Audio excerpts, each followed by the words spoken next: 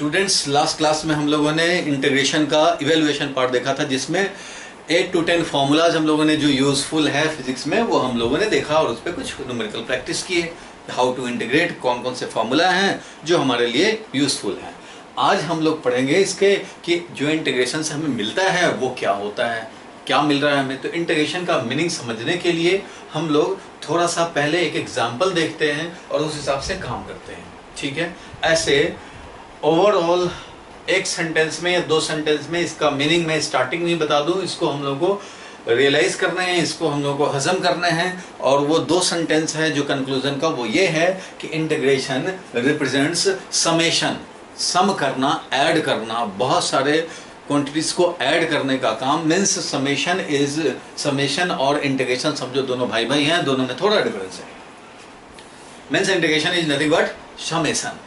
और दूसरी बात ये कि इंटीग्रेशन से हम लोगों को ज्योमेट्रिकली एरिया अंडर ग्राफ मिलता है। कोई ग्राफ हम लोग प्लॉट करें और उसको हम लोग एरिया निकालना चाहें एक्स एक्सिस के साथ। मान लो कोई हमने ग्राफ प्लॉट किया, कोई मान लो y is equal to some expression of x है, मान लो कोई एक्सप्रेशन ऑफ x है, तो उसका हम लोग ग्राफ निकालते हैं, ग्राफ ड्रॉ कर लिया और उसके बाद इसका एरिया निकालना चाह रहे हैं। तो ये एरिया निकालने का काम हम लोग इंटीग्रेशन से कर सकते हैं। सो इंटीग्रेशन के वैल्यू से हम लोग ये एरिया, शेडेड एरिया निकालना हो ये निकाल सकते हैं।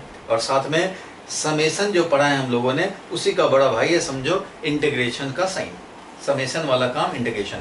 ये समरी तो ये है भाई, लेकिन इसको रियलाइज करना है, समझने हैं। तो उसको समझ, कैसे एरिया कैसे हो गया भाई, समेशन कैसे हो गया, ये क्या है, ये समझने हैं। समझने के लिए एग्जांपल स्टार्ट करता हूँ, ठीक है। ये तो समझ गया कि ये थोड़ा सा ये समेशन वाला काम करेगा। कैसे करेगा, क्या हो रहा है वो समझ में अभी आ जाएगा। एक एग्जाम्पल मैं दे रहा हूँ, 9th क्लास वाला या 10th क्लास वाला समझो कि क्वेश्चन है, एक y एक्सिस और x एक्सिस ले लिया और एक लाइन का इक्वेशन मान लो हमने ले लिया। चलो ये ले लेते हैं, एक लाइन ले लिया। अगर मैं ये बोलूं कि ये लाइन का इक्वेशन है x प्लस 2, ठीक है। इस y का, इस लाइन का इक्वेशन जो है वो है x प्लस 2। चलो बहुत बढ़िया। अब मैं जानना चाहता हूं कि ये x इक्वल टू 2 लाइन, इसको बोल सकते हैं ना x इक्वल टू 2 लाइन। इसको बोल सकते हैं हम लोग x is equal to 5 line, बोल सकते हैं या नहीं, ये समझते हो या नहीं। चलो पहले इस पे भी थोड़ा हाईलाइट करें। x axis is also known as y equal to 0 line. x axis को हम लोग, x एक्सिस को y is equal to 0 line भी बोलते हैं। ऐसा क्यों बोलते हैं भाई, क्योंकि इस x एक्सिस पे कोई भी पॉइंट लोगे उसका y कोऑर्डिनेट जरूर 0 होगा। This line is also known as y equal to 0 line, y coordinate जरूर हमारा 0 होगा। सिमिलरली y एक्सिस को हम लोग बोलते हैं कौन सा लाइन भाई, तो x इक्वल टू 0 लाइन। क्यों बोलते हैं भाई, क्योंकि इस पूरे y कोऑर्डिनेट, इस एक्सिस पे कहीं भी देखो y कोऑर्डिनेट 0, y कोऑर्डिनेट 0, ये y कोऑर्डिनेट 0 है। ये मान लो इसका x कोऑर्डिनेट तो 0 है, y कोऑर्डिनेट 1 है, ये 0 1 पॉइंट हो गया। ये वाला क्या हो गया भाई, तो 0 2 पॉइंट हो गया। देखो y का वैल्यू जब x इक्वल टू 0 रखेंगे, जब x इक्वल टू 0 रखोगे तो y का वैल्यू क्या आएगा, x का वैल्यू 0 रखने से y का वैल्यू 2 आ रहा है, मींस ये है 2। इट मीन्स ये भी है कि ये वाला जो हाइट है वो क्या है, 2 है। ये तो y कोऑर्डिनेट होता है। चलो बहुत बढ़िया। अब x इज इक्वल टू 2 पे y कोऑर्डिनेट क्या होगा, तो x का वैल्यू जब 2 रखोगे तो y का वैल्यू 4 हो जाएगा। इसका मतलब x इक्वल टू 2 पे ये पॉइंट जो 2 0 है, इसका coordinate x coordinate 2, y coordinate 0 है। तो ये x इज इक्वल टू 2 पे y कोऑर्डिनेट कितना होगा, तो 2 + 2 4, यानी कि इसका कोऑर्डिनेट बन गया 2 4। सिमिलरली तुम इसका कोऑर्डिनेट बताओ, ये क्या है भाई, तो ये तो x is equal to 5, x equal to 5 line इसको बोल रहे हैं क्योंकि इस लाइन पे तुम किसी भी पॉइंट पे चले जाओ x coordinate will be 5, y coordinate यहाँ 0 है, यहाँ y कोऑर्डिनेट 1 होगा, 2 होगा, 3 होगा, 4 होगा। इस तरह से y कोऑर्डिनेट चेंज होंगे but x coordinate will not change. x coordinate हमारा फिक्स है 5, इसलिए इस पूरे लाइन पे जितने भी पॉइंट है सब x इक्वल टू 5 लाइन से समझे जाएंगे। ये वाला कौन सा लाइन हो गया, x इक्वल टू 2, मतलब जितने भी इसमें पॉइंट होंगे इस लाइन पे वो सारे के सारे x कोऑर्डिनेट 2 ही रखेंगे। 2 0, 2 1, 2 2, 2 3, 2 4, 2 5, 2 6, 2 7, 2 8, but x coordinate to y coordinate will be changing. Similarly इसमें क्या है, ये है 5 0, ये वाला क्या है भाई, तो 5 0 पॉइंट है, क्योंकि x कोऑर्डिनेट 5 y कोऑर्डिनेट 0, इधर 5 1 होगा, 5 2 होगा, 5 3 होगा। अब बताओ जरा कि ये वाला पॉइंट क्या होगा, जब x कोऑर्डिनेट हमारा 5 हो तो y कोऑर्डिनेट क्या होगा भाई, तो 5 + 2 7, यानी कि ये वाला पॉइंट हो गया x कोऑर्डिनेट 5 और y कोऑर्डिनेट 7। इसका मीनिंग ये हुआ कि ये वाला यहाँ से यहाँ का डिस्टेंस कितना है, 7 है। ये वाला डिस्टेंस कितना है भाई, तो ये 4 है, 2 4, तो इसका मतलब y कोऑर्डिनेट क्या है, 4 है। चलो बहुत अच्छी बात है यहाँ तक। अब तुम ये बता दो भाई कि ये अगर हॉरिजॉन्टल लाइन ड्रॉ कर दें एक्स एक्सिस के पैरेलल, तो ये वाला कितना रहेगा, तो ये पूरा हाइट है 7, जिसमें से ये हाइट है 4, तो ये वाला कितना बच जाएगा, 7 - 4, क्योंकि इसके हॉरिजॉन्टल लाइन ड्रॉ कर दिया तो ये भी तो 4 हो गया, तो 7 में से 4 सब्ट्रैक्ट करेंगे तो क्या होगा, 3 होगा भाई। बिल्कुल बढ़िया बात। अब मैं क्या चाहता हूँ, ये सब तो आप समझते हो, 9 10th की बात है, मैं बस ये चाहता हूँ कि तुम हमें ये वाला पोर्शन का एरिया बता दो कैलकुलेट करके। एरिया निकालना है भाई कितने का, ये जितने शेडेड एरिया बने ये एरिया का वैल्यू हमें चाहिए, means we need area value. बताओ भाई एरिया वैल्यू तो निकाल सकते हो, चलो फटाफट निकाल लो, पॉज लगा करके फटाफट निकाल लो, पॉज लगाओ, ट्राई करो और एक आंसर निकाल के रख लो।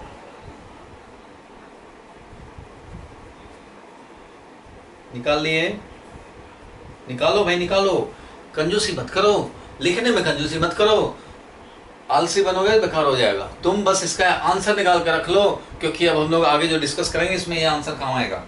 सो शेडेड एरिया, चलो नोट कर लिए होगे, सॉल्व कर लिए होगे। अब जरा मैच करो। शेडेड एरिया में बोलना चाहता हूँ कि शेडेड एरिया हो जाएगा, अगर मैं नेमिंग कर दूं तो ABCDE ऐसा करें तो हम लोग बोल सकते हैं कि this will be area of ABCD, area of rectangle ABCD plus area of triangle, कौन सा ट्रायंगल भाई, तो ट्रायंगल ADE, ऐसा बोल सकते हैं क्या, ये वाला रेक्टेंगल का एरिया प्लस ये वाला ट्रायंगल का एरिया, ऐसा हम लोग ऐड कर दें तो मिल जाएगा हमें। शेडेड एरिया ही तो निकाल देते हैं। बताओ कितना वैल्यू हो जाएगा, एरिया ऑफ दिस रेक्टेंगल, तो ये रेक्टेंगल कितना, तो इसका हाइट तो हमें पता है 4, इस रेक्टेंगल का हाइट तो 4 है, बट ये कितना है, ये 2 है, एक्स कोऑर्डिनेट इधर 5 है, तो ये वाला वैल्यू कितना हो गया भाई, यहाँ से यहाँ का डिस्टेंस कितना हो गया, 3 हो गया, क्योंकि 5 पूरा था, 5 तो भाई यहाँ से लेकर के यहाँ तक का था, और ये वाला कितना था, तो ये वाला 2 था, तो इसलिए ऑरिजिन तो यहाँ है तुम्हारा, ठीक है। तो ये 2 है, इधर 5 है, तो ये वाला रह गया 3। सो इस रेक्टेंगल का एरिया क्या होगा, 3 इंटू हाइट है 4, सो क्या हो गया 3 इंटू 4, वेरी गुड।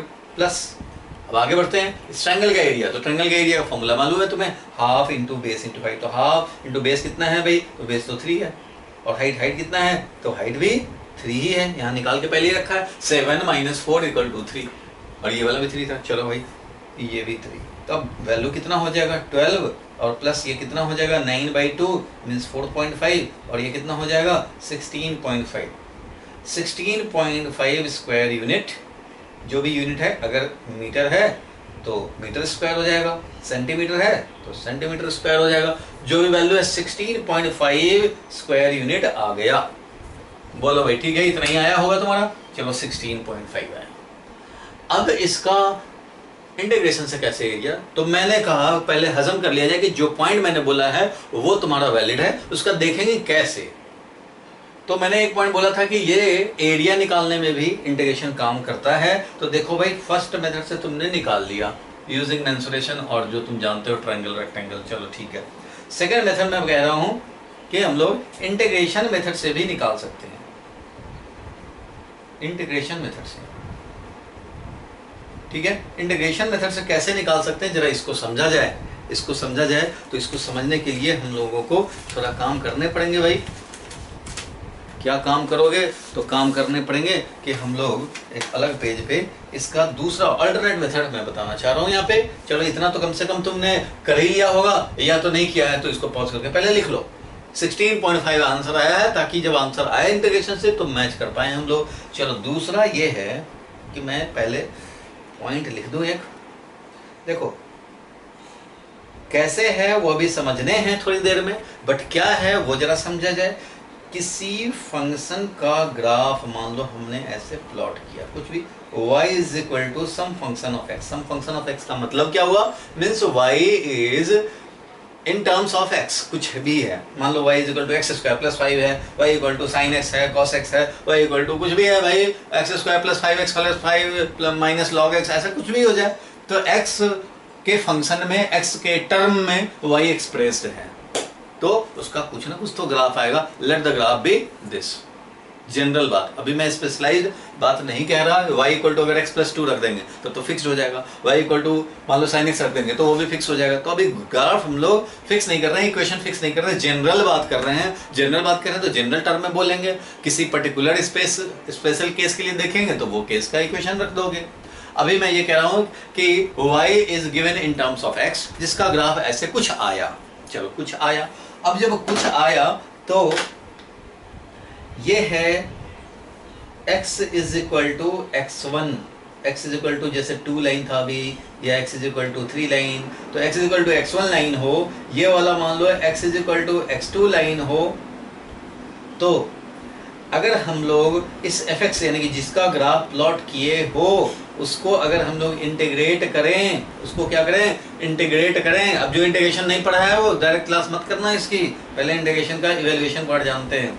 तो फंक्शन देखो भाई, फंक्शन ऑफ x यानी जो दिया है, अगर ये मान लो एक्स स्क्वायर प्लस 2x दिया है तो यहाँ पे एक्स स्क्वायर प्लस 2x लिखोगे, उसको इंटीग्रेट किया जाए और x is equal to x1 से limit x is equal to x2 रखा जाए, तो ये जो वैल्यू निकल के आएगा वो x is equal to x1 line से लेकर के x is equal to x2 line तक, और y is equal to fx curve या लाइन जो भी हो उससे नीचे और x एक्सिस से ऊपर इनक्लोज एरिया को रिप्रेजेंट करेगा।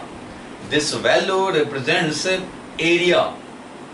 ये रिप्रेजेंट एरिया क्या कर रहा है भाई, तो रिप्रेजेंट कर रहा है नेट एरिया। एरिया नेट, अब नेट का मीनिंग थोड़ी देर बाद समझेंगे।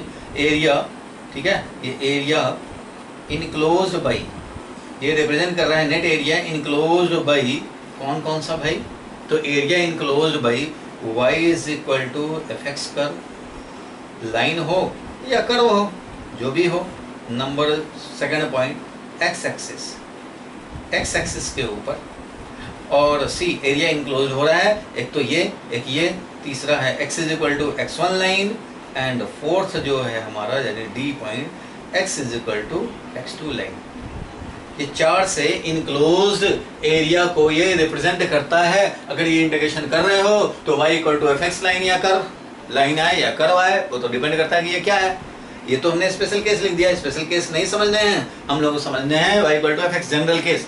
तो कोई भी ग्राफ x एक्सिस के बीच में और x1 से x2 तक इंटीग्रेट किए हो तो x equal to x1 line, x equal to x2 line, इनके बीच में जो भी एरिया इंक्लोज हुआ शेडेड एरिया वो रिप्रेजेंट करता है ये वैल्यू। और इस बेसिस पे हम लोग लिख सकते हैं कि जो हम लोगों का रिक्वायर्ड एरिया है वो हम लोग लिख सकते हैं इसके बेसिस पे। चलो अभी लिखने का टाइम दूंगा मैं, ये तो मैंने बता दिया, अभी बाद में लिखवाऊंगा इसको। फिलहाल ये है कि ये shaded area according to this हम लोग ये शेडेड एरिया निकाल सकते हैं। बताओ भाई ये शेडेड एरिया, अभी जो हम लोगों ने कॉन्सेप्ट देखा उसका प्रूफ अभी देखेंगे, लेकिन ये शेडेड एरिया का वैल्यू क्या हो जाएगा, तो y is equal to fx line के बदले में y इक्वल टू fx करो के बदले में क्या है, y equal to x plus 2 है। तो इसका मतलब ये तो भाई एरिया जो भी एक्सप्रेशन ऑफ x है उसको इंटीग्रेट करने पड़ते हैं, x is equal to x1 से लेकर के और x इक्वल टू x2 तक इंटीग्रेट करने पड़ते हैं। तो अब बताओ ये शेडेड एरिया हमारा कितना हो जाएगा, तो fx के बदले में क्या लिखेंगे, fx के बदले में क्या लिखेंगे, तो ये लिखेंगे भाई यही तो है हमारा fx, क्या है x प्लस 2, तो यहाँ पे x प्लस 2 लिखेंगे, बहुत बढ़िया, और dx भी लिखेंगे, और x is equal to x1। बताओ तुम्हें कहाँ से कहाँ का चाहिए भाई, तो x इज इक्वल टू ये वाला कौन सा लाइन था, क्या कोऑर्डिनेट था, 2 था, यानी x इक्वल टू 2 लाइन और x इक्वल टू 5 लाइन के बीच में चाहिए, और x एक्सिस और इस लाइन या कर्व के नीचे चाहिए। तो इसी बेसिस पे हम लोग लिख सकते हैं कि ये x इज इक्वल टू कहाँ से चलेगा, 2 से लेकर के 5 तक, ठीक है। डेफिनेट इंटीग्रेशन इवेलुएट करना हम लोगों ने देखा ही था, तो वो क्या करेंगे भाई, अब इसका इंटीग्रेशन कर देंगे। चलो इंटीग्रेशन करते हैं, किया जाए। बताओ भाई इंटीग्रेट करके क्या आएगा, इसको इंटीग्रेट करोगे तो x को इंटीग्रेट करोगे क्या आता था x² प्लस 2 को इंटीग्रेट करोगे तो 2 तो बाहर आ जाएगा भाई, 2dx हो जाएगा ना, नहीं आ जाएगा 2 और इंटीग्रेशन 2dx का क्या हो जाएगा x हो जाएगा 2 से लेकर के 5 तक। ये नहीं समझे भाई, इसका इंटीग्रेशन का जो वैल्यू आएगा वो हम लोग चाहें तो अलग अलग कर सकते हैं, दैट इज देखो इसको लिख सकते हैं x dx प्लस 2dx, ऐसा लिखोगे, बोलो यही तो है 2 से लेकर के 5 तक, 2 से लेकर के 5 तक, यही तो हुआ, लास्ट क्लास में देखा था हम लोगों ने ये। अब इसको हम लोग इंटीग्रेट कर सकते भाई, तो चाहो तो तुम अलग अलग करो या तो फिर एक ही बार इंटीग्रेट कर दो। इसको बताओ इंटीग्रेट करोगे तो क्या मिलेगा, बताओ भाई क्या मिलेगा, अगर इस पे x को हम लोग इंटीग्रेट करें तो क्या मिलेगा, तो x का पावर 1 है भाई, तो क्या मिलेगा x² मिलेगा, x² लिखा हुआ है। अब ये 2 तो बाहर निकला हुआ है, देख रहे हो ना, ये जो 2 था वो 2 बाहर निकला हुआ है, और इंटीग्रेशन dx, तो इंटीग्रेशन dx क्या होता है x होता है कि नहीं, बताओ इंटीग्रेशन dx का मतलब मैंने बताया था, कितनी बार बताया है भाई, 1 dx कुछ नहीं है तो ये है, और ये कुछ नहीं है तो x⁻0 है, और x⁻0 को जब इंटीग्रेट करोगे क्या मिलेगा 0 + 1 divided by 0 + 1 that is x⁻1 divided by 1 means x। ये तो होता था, ये सब तो आप जानते हो भाई, बताया था लास्ट क्लास में। चलो ये इंटीग्रेट करके ये तो आ गया x², ये x²/2 आ जाएगा इंटीग्रेट करके, और ये आ जाएगा 2x 2, अच्छा 2 बाहर है 2 × x, तो 2 यहाँ पे रहेगा, देखो x²/2 हो गया, और ये 2 बाहर हो गया, कांस्टेंट फैक्टर टेकन आउटसाइड, और इंटीग्रेशन dx का x मिल गया, बस ये हो गया काम। चाहो तो तुम अलग अलग इवेलुएट करो, चाहे ऐसे इवेलुएट करो, तो x² + 2x और लिमिट है 2 से 5 तक। अब इसको कैसे इवेलुएट करते थे भाई, तो बताओ 5 डालेंगे तो क्या हो जाएगा 25, 5 5 25/2 प्लस 2 × 5, बहुत अच्छे, अपर लिमिट डाल दिया, माइनस लोअर लिमिट डालेंगे तो 2 डालेंगे तो क्या हो जाएगा 2² 2 प्लस 2 × 2 2 चलो कोई बात नहीं। अब ये वैल्यू क्या हो गया 25/2 प्लस 10, 25/2 होता है 12.5, 12.5 प्लस 10 माइनस ये हो जाएगा 2 से 1 2 कैंसिल होगा, 2 + 2 2 = 4, ये हो गया, मीन्स ये कितना हो जाएगा भाई, तो 22.5 माइनस क्या है ये है कितना 4 और 2 6, और 22 में से 6 जाएगा, क्या बचेगा 16.5, तो 16.5 इज द आंसर। बताओ 16.5 था कि नहीं था, इसका आंसर कितना आया था 16.5 आया था कि नहीं आया था, आया था 16.5। इसका मतलब क्या हुआ, जो हम लोगों ने ट्रायंगल रेक्टेंगल का एरिया निकाल करके जो निकाला था वही हम लोग दूसरा मेथड अल्टरनेट मेथड, तो अल्टरनेट मेथड में मैंने क्या दिखाया भाई, तो ये दिखाया कि ये सबसे पहले तो ये हजम करने हैं कि इंटीग्रेशन रिप्रेजेंट क्या करता है, तो इंटीग्रेशन करते हैं जब भी किसी को, तो उसका ग्राफ एक्स एक्सिस, देखो ये जो लिखोगे इसका ग्राफ, और ये जो है एक्स एक्सिस, और x का x1 x = x1 और x = x2, इनसे इनक्लोज, ये चारों मैंने लिखा ही है, इनसे इनक्लोज शेडेड एरिया हमें मिल जाएगा, ठीक है। नेट का मीनिंग अभी नहीं समझेंगे, बस area enclosed bye these 4 line और कर्व मिल जाएंगे। Number 1 y = fx, number 2 x axis, और नंबर 3 x = x1 से लेकर x = x2, जो लिमिट डालते हो x = x1 से x = x2 तक ये मिल जाते हैं, और इसी बेसिस पे हम लोगों ने इस एरिया को इवेलुएट किया। कौन सा एरिया को भाई, तो ये जो हमारा क्वेश्चन था इस एरिया को हमने इवेलुएट किया, और ये हमें आंसर कितना मिल गया भाई, तो आंसर वही मिल गया जो 16.5 मिलना चाहिए था। चलो ये तो तुमने भाई नोट किया ही था, ये तो तुमने खुद ही सॉल्व किया था, नहीं किया था तो पॉज लगा करके फटाफट नोट करो, ठीक है। उसके बाद दूसरा मेथड इंटीग्रेशन मेथड से अगर करने हैं तो सबसे पहले एक नोट का पॉइंट लिखा जाए। चलो ये नोट का पॉइंट पहले लिखो कि आखिर इंटीग्रेशन हुआ क्या, तो ये नोट का पॉइंट लिख लिया जाए। चलो नोट का पॉइंट लिखो, ये नोट का पॉइंट आप लिखेंगे, ये नोट का पॉइंट लिखेंगे a = ये हुआ, ये एरिया रिप्रेजेंट करता है, ये लिख लिए पॉज लगा करके। चलो बहुत अच्छा, अब जरा इसी का यूज करके हम लोगों ने ये एरिया, शेडेड एरिया जो निकाल लिया उसको भी आप लिख सकते हैं कि इसी नोट का पॉइंट हमने यूज करके और ये शेडेड एरिया निकाल लिया, जिसका वैल्यू भी उतना ही आया 16.5, जितना आना चाहिए था उतना ही आया। तो ये वाला वैल्यू भी हम लोगों ने इस कर्व के लिए निकाल लिया। तो ये भी आप दिखा दो भाई, तो ये भी नोट कर लो। तो ये दूसरा मेथड हो गया, इंटीग्रेशन मेथड हो गया। आप बोलेंगे कि वैसे जब निकाल ही सकते थे तो इसका क्या फायदा, इंटीग्रेशन का क्या फायदा? तो अभी मैं थोड़ी देर में बता दूंगा कि इंटीग्रेशन का क्या फायदा। ये तो लेकिन समझ में तो आया कि ये भी एक मेथड है जिससे कि हम लोग एरिया इजीली इवेलुएट कर सकते हैं। लेकिन अब फायदा क्या है तो जरा उसको समझा जाए। चलो कोई बात नहीं, देखो फायदा क्या है वो समझो। अभी तुमने देखा कि ये वाला जो हम लोग का क्वेश्चन था, ये जो क्वेश्चन था, तो इसको हम लोगों ने रेक्टेंगल का एरिया और ट्रायंगल का एरिया सम करके निकाल लिया। रेक्टेंगल का एरिया और ट्रायंगल का एरिया सम करके निकाल लिया स्पेशली इस क्वेश्चन में। बट ये इक्वेशन ऐसा स्ट्रेट लाइन था, ये स्ट्रेट लाइन का इक्वेशन था, तब तुमने ऐसा कर लिया ट्रायंगल रेक्टेंगल में, तुम्हें मिल गया और तुमने निकाल लिया। चलो ठीक है, बहुत बढ़िया। लेकिन कभी अगर ऐसा हो कि ये वाला जो ग्राफ है ये तो कैसा भी हो सकता है भाई, ये इक्वेशन y=fx तो कैसा भी हो सकता है। तो ऐसे कंडीशन में क्या करेंगे? फॉर एग्जांपल मान लो ये है, हमने लिखा y=x²। y=x² का ग्राफ कुछ इस तरह का होता है, बाद में हम लोग समझ भी सकते हैं। और इसका ग्राफ हमें चाहिए x=0 से लेकर के x मान लो 6 तक चाहिए। तो ये हमें चाहिए, ये चाहिए। तो क्या इसको हम लोग रेक्टेंगल और ट्रायंगल में डिवाइड करके निकाल पाएंगे? क्या हम लोग रेक्टेंगल और ट्रायंगल या सर्कल में डिवाइड करके निकाल पाएंगे क्या? ये पैराबोलिक फंक्शन है, ये पैराबोला है, ये इसका ग्राफ ऐसे बढ़ता जाएगा, बढ़ता जाएगा, बढ़ता जाएगा, बढ़ता जाएगा, पता नहीं कहाँ तक बढ़ेगा, बढ़ता ही जाएगा, बढ़ता ही जाएगा, ये बढ़ता ही जाएगा। y=x²। क्यों? y=x² जो होता है x=0 पे तो 0 रहता है, y=x², 0 पे तो 0 रहता है। बट 1 पे क्या होता है? 1² 1 हो जाता है। 2 पे क्या होता है? 2² 4 हो जाता है। 3 पे क्या होगा? 9 3²। 4 पे 16, 5 पे 25 और 6 पे 36, 7 पे 49। तो ये बढ़ता जाएगा, बढ़ता जाएगा। 100 पे 100 का स्क्वायर 10,000 हो जाएगा। तो इस तरह से बढ़ता जाएगा। निगेटिव में भी -1 रखेंगे तो 1 हो जाएगा, -2 रखोगे तो 4 हो जाएगा, -3 रखोगे तो 9 हो जाएगा, -4 रखोगे 16 हो जाएगा।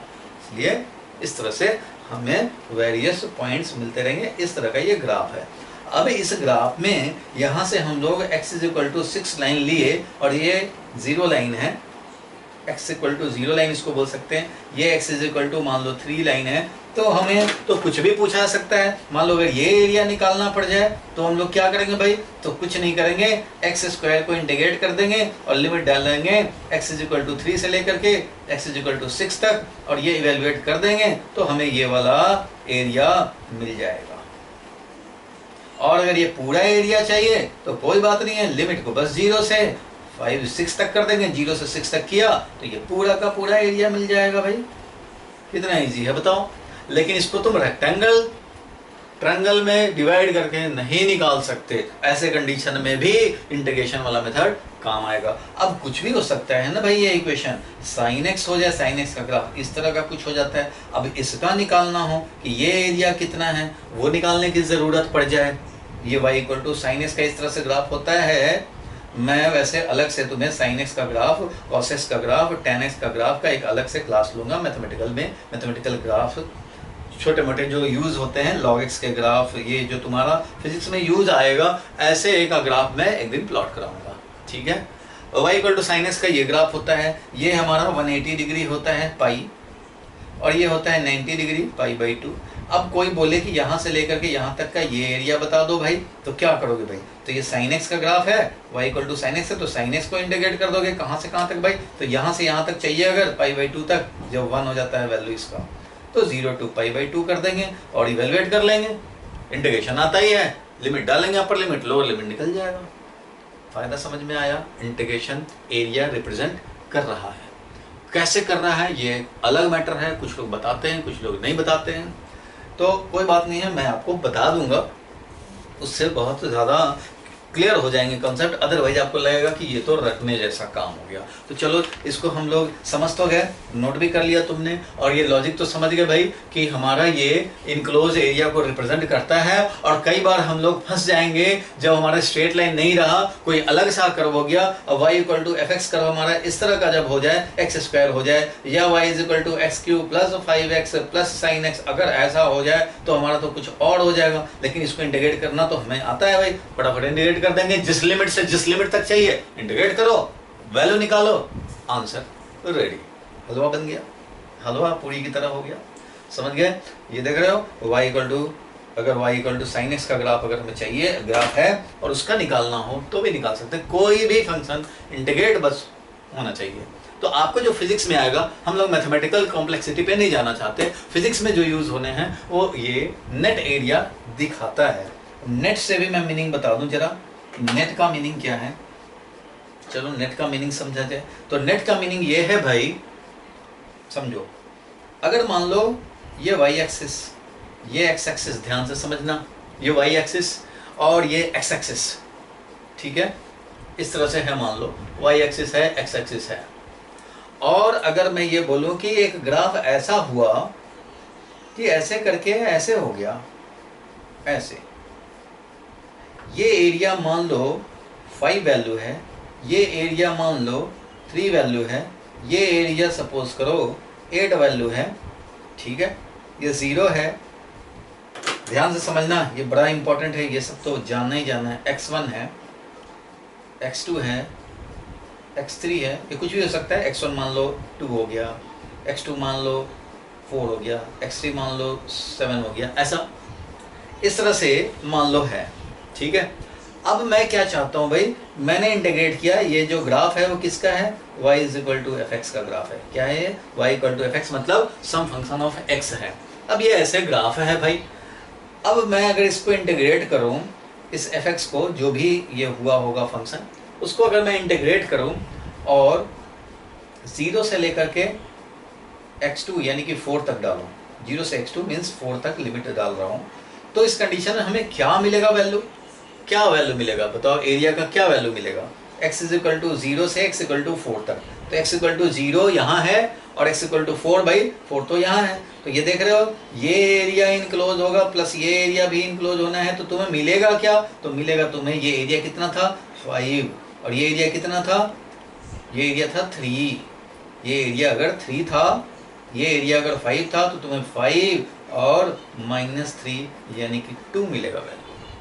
समझ गए? मतलब नेट एरिया बताता है, इट मींस जो पॉजिटिव होगा, जो ऊपर कर्व से इनक्लोज होगा वो पॉजिटिव एरिया लिया जाएगा, जो नीचे कर्व आ गया और वो एरिया इनक्लोज करेगा एक्स एक्सिस से, वो नेगेटिव होगा। एक्स एक्सिस तो ये है y equal to f x, कभी पॉजिटिव कभी नेगेटिव, कैसे भी हो रहा है। तो जब ये पॉजिटिव रहेगा उस समय का एरिया इनक्लोज जो होगा वो पॉजिटिव, और जब नेगेटिव रह करके इनक्लोज करेगा वो नेगेटिव। तो तुम्हें यहाँ से यहाँ इंटीग्रेट किए हो तो तुम्हें इन दोनों का नेट एरिया इनक्लोज मिल जाएगा। ये एरिया था 5, ये एरिया था 3, तो 5 - 3 तुम्हें 2 मिल जाएगा। समझ गए? चलो एक और चीज इसमें देखो, अगर मैं इसको इंटीग्रेट करूं, अगर मैं इसको इंटीग्रेट करूं कहां से भाई, तो 0 से लेकर के मान लो 7 तक इंटीग्रेट करूं, तो बताओ वैल्यू क्या मिलेगा, जल्दी सोच के बताओ क्या मिलेगा। तो भाई ये एरिया था 5, ये एरिया था 3, तो 5 प्लस -3 प्लस, और ये वाला एरिया था 8, तो ये तुम्हें मिल जाएगा कितना 10, 5 और 8 13 -3 10, तो 10 मिल जाएगा वैल्यू। तो ये मीनिंग समझ में आया कि इंटीग्रेशन जब करते हैं तो हमें यहाँ से यहाँ तक, जहाँ तक लिमिट डालोगे, जहाँ से जहाँ तक डालोगे उसके बीच में नेट एरिया मिल जाएगा, area enclose between this curve and x axis. जब ऊपर रहेगा कर्व पॉजिटिव एरिया इनक्लोज, नीचे आ जाएगा नेगेटिव एरिया इनक्लोज, और ये टोटल मिला करके नेट निकाल के रख देगा तुम्हारे पास। समझ गए? चलो इस पे और क्वेश्चन आएंगे तो समझेंगे, फिलहाल इसको लिखा जाए। ये नेट एरिया का मतलब तो समझ गए, चलो लिखो चाहे मत लिखो, यहाँ ये तो समझ गए कि एरिया नेट ये रिप्रेजेंट करता है। कौन रिप्रेजेंट करता है भाई? तो ये integration fx dx represents net area enclose by these lines और कर्व्स। चलो इतना तक तो कम से कम ये नेट का मीनिंग क्लियर हो गया। अब मैं आता हूं कि कैसे, एरिया कैसे। अब तो यही मेन बात है भाई। अब देखो जरा, इसमें थोड़ा सा आपको पेशेंस रख करके अभी मैं थोड़ा टुकड़ों में छोटे छोटे चीज बताऊंगा। मतलब कभी एक चीज बताया ये तो उसको समझ लो, फिर दूसरा चीज बताया वो उसको समझ लो, उसको समझ लो। ये मत सोचना कि क्या हो रहा है क्या हो रहा है, क्योंकि ये टुकड़े पार्ट में समझेंगे 2-3 कॉन्सेप्ट को, और उसको जब क्लब करेंगे तब ओवरऑल पिक्चर क्लियर हो जाएगा कि इंटीग्रेशन का मीनिंग क्या है। और वो क्लियर होगा तभी आप खुद सोच पाओगे कि हमें कब इंटीग्रेट करना चाहिए, कब डिफरेंशिएट करना चाहिए, इंटीग्रेशन करने से क्या मिलेगा और डिफरेंशिएशन करने से क्या मिलेगा। ये बहुत ज़रूरी है समझना, नहीं तो फिजिक्स आगे मुश्किल कर देगा। चलो देखो, मान लो वाई एक्सिस, एक्स एक्सिस एक कर्व है, मान लो इस तरह का ये कर्व है, ठीक है, ये इस तरह से कर्व है, और हमें चाहिए एरिया इनक्लोज्ड यहाँ से यहाँ तक का, यानी x = x1 समझ लो। ये कोई भी कर्व हो सकता है, तुम्हें तो पता ही है, कोई भी कर्व हो सकता है भाई। हमारा कर्व कौन सा है वो थोड़ी ही ना लिखना है अभी, ये तो जनरल बात होगी। ये फंक्शन जैसा हो उस हिसाब से कर्व होगा, या लाइन होगा, कुछ भी होगा। बस अभी यही लिखना है कि y डिपेंड्स ऑन x, ठीक है। इतना तो आपको समझ में आता ही होगा। ये इसका इक्वेशन है जो दिया हुआ नहीं है, अभी जनरल बात कर रहे हैं, इसलिए कोई इक्वेशन लेकर के बात ही नहीं करेंगे हम लोग। चलो ये है, मैं चाहता हूं कि ये एरिया निकाल लो। कभी कभी देखते होगे स्कूल के गेट पे, कभी कभी तुमने देखा स्कूल का गेट कुछ इस तरह का होता है। देखो कई स्कूलों में ऐसे रहता है गेट, या किसी के कैंपस में ऐसा गेट होता है कि नहीं? ऐसा गेट ऐसा होता है, बीच में लॉक लगा होता है, और इसमें स्ट्रिप्स बने होते हैं, ऐसे कलर किया होता है, या फिर वुडन स्ट्रिप लग जाए, या फिर मेटेलिक लगा रहे, आयरन का लगा रहे, स्टील का लगा रहे, जो भी रहे, इस तरह से बना होता है।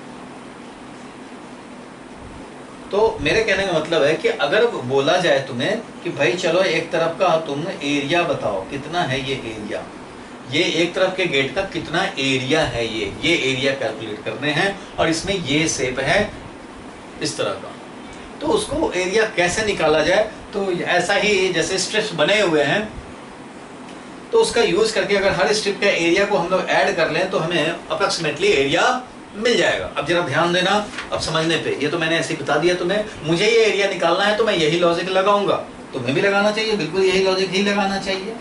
नहीं लगाएंगे तो कैसे काम कर पाएंगे? देखो, इस एरिया को निकालने के लिए मैं इसको कुछ स्ट्रिप्स में डिवाइड कर देता हूँ। 1 स्ट्रिप, 2 स्ट्रिप, 3 स्ट्रिप, चलो 4 स्ट्रिप, चलो 5 स्ट्रिप बन गए। टोटल कितने हो गए? 1 2 3 4 5 6 बन गए। चलो कोई बात नहीं। अगर मैं ये बोलूं कि ये 6 जो बने हुए हैं ये x = x1 से लेकर के x = x2 तक। अब जरा ध्यान देंगे, मेन चीज क्या रिप्रेजेंट करेगा वो आपको पता लग चुका है, लेकिन कैसे ये जानना चाहते हो, वेरी वेरी इंपॉर्टेंट है, और बहुत कम बच्चों को ये क्लियर होता है, क्योंकि बहुत कम टीचर इतना डिटेल में बताते हैं। नहीं बताते, ऊपर को बता दिया, काम खत्म हो गया भाई, कौन इतना टाइम लगाने जाए। लेकिन मैं चाहता हूँ कि आप पूरी अच्छी तरह से समझो।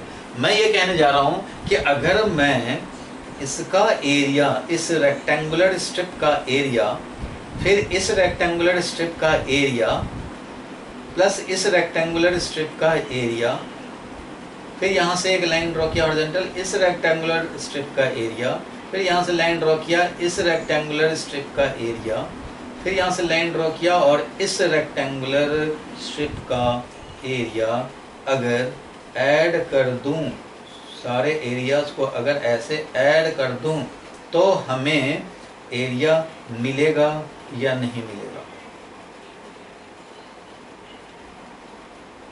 हमें ये पूरा एरिया मिलेगा या नहीं मिलेगा? जो हमें एरिया रिक्वायर्ड था वो एरिया मिलेगा या नहीं? तो आपका आंसर होगा कि नहीं मिलेगा। क्यों नहीं मिलेगा? आपने इसका एरिया ऐड किया, इसका एरिया ऐड किया, इस रेक्टेंगल का, इस रेक्टेंगल का, इस रेक्टेंगल का एरिया ऐड किया, ये तो छूट गए, ये इतना तो छूट गया ना पोर्शन, इतना पोर्शन छूट गया। चलो कोई बात नहीं है। अगर मान लो एग्जैक्ट बोले एरिया, मान लो एग्जैक्ट एरिया, ठीक है, बिल्कुल एक्यूरेट एरिया,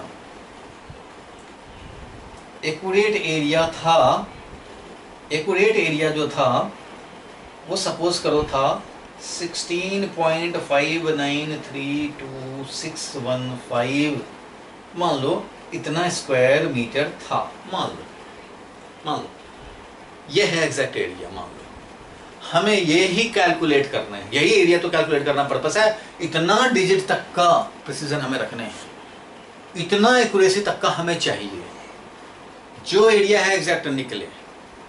तो ये जो 6 स्ट्रिप्स बनाए, 6 रेक्टेंगुलर स्ट्रिप का, फर्स्ट का हाइट हम लोग ये वाला काउंट करेंगे, मल्टीप्लाई कर दिए, दूसरे वाले का ये हाइट काउंट किए, मल्टीप्लाई करिए, तीसरे वाले का ये वाला हाइट काउंट किए, मल्टीप्लाई कर दिए, फोर्थ वाले के लिए ये हाइट काउंट किए, मल्टीप्लाई कर दिए, फिर इसको हाइट को मल्टीप्लाई किए इससे, फिर इस हाइट को मल्टीप्लाई किए इससे, और इस तरह से हमें जो 6 रेक्टेंगुलर स्ट्रिप्स का हमने एरिया ऐड कर दें तो हमें एग्जैक्ट एरिया तो नहीं मिलेगा बट अप्रॉक्सीमेट एरिया मिल जाएगा। और वो अप्रॉक्सीमेट एरिया मान लो सारे 6 स्ट्रिप्स का एरिया ऐड करें तो तुम्हें लगता है कि 6 स्ट्रिप्स का एरिया निकालेंगे तो अराउंड 14 आया होगा, बाकी तो ये छूट गया 2.5932, अप्रॉक्सीमेटली इतना आया होगा। ये तो आपको हजम हो सकता है, चलो भाई कुछ तो एरिया छूट गया, ये ट्रायंगुलर टाइप का जो दिख रहे हैं वो छूट गया, लेकिन बाकी सब तो ऐड हो गए, 14 आ गया हमारा, लेकिन एग्जैक्ट तो ये है, हमें तो चाहिए ये वाला। बिल्कुल ठीक है, चलो अब जरा समझा जाए। अब देखो टुकड़ों में कुछ कुछ बताऊंगा मैं। नंबर 1 बात, ये y is equal to fx curve है तो ये हाइट कितना है, ये हाइट कितना है। देखो अगर y इज इक्वल टू मैं बोलूं x प्लस 2, जो अभी हम लोग देख रहे थे, y इज इक्वल टू मान लो x प्लस 2 है, ठीक है। ये टुकड़ों में बता रहा हूं भाई, पार्ट में बता रहा हूं, इसको अलग समझो, इसको इनकॉर्पोरेट करूंगा उधर इनकॉर्पोरेट करूंगा, उस समय ये नहीं पूछना है, ये अलग समय दिखा दे रहा हूं इसको।